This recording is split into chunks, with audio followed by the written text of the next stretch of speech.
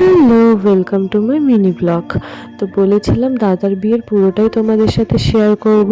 আর বুঝতেই পারছো বাড়িতে বিয়ে হলে কতটা ব্যস্ততার মধ্যে দিয়ে কাটে। তো সেই ব্যস্ততার মধ্যে দিয়ে এখনও আমার আইবুড়ো ভাতের ভিডিওগুলোই পোস্ট করা কমপ্লিট হয়নি। তাই ভাবলাম আস্তে আস্তে সব পোস্ট করা যাক।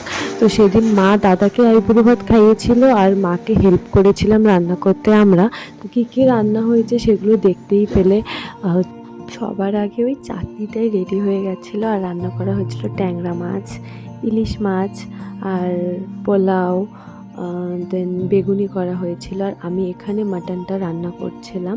মাটনটা রান্না করে এখানে মা পোলাওটা বসিয়ে দিয়েছিল। পোলাওটা আমি রান্না করতে পারি না, এটা মাই করেছিল, কিন্তু আমি এসে একটু ওই নাড়াচাড়া দিচ্ছিলাম ওই আর কি। তারপর কিন্তু আমাদের রান্নাবান্না কমপ্লিট হয়ে গেছে। আর এখানে থালাও সাজিয়ে ফেলেছি, শুধু এই ভাতের থালায় ভাত আর 5 রকমের ভাজাটা দেওয়া বাকি ছিল আর মাটনটা দেওয়া বাকি ছিল, কারণ মাটনটা একটু গরম করে দিতে হবে, ওটা তো ঠান্ডা হলে খাওয়া যায় না। তো দেখো এবার সব কিছু কমপ্লিট আর দাদা এবার বসে পড়েছে।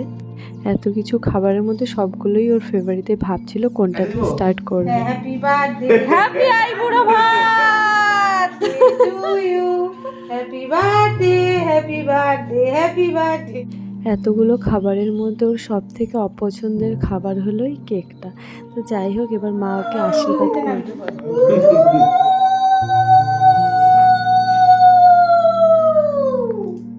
তোমরা হয়তো ভাবছো বিয়ে হয়ে গেল তারপর আইবুড়ো ভাতের ভিডিও পোস্ট করছে।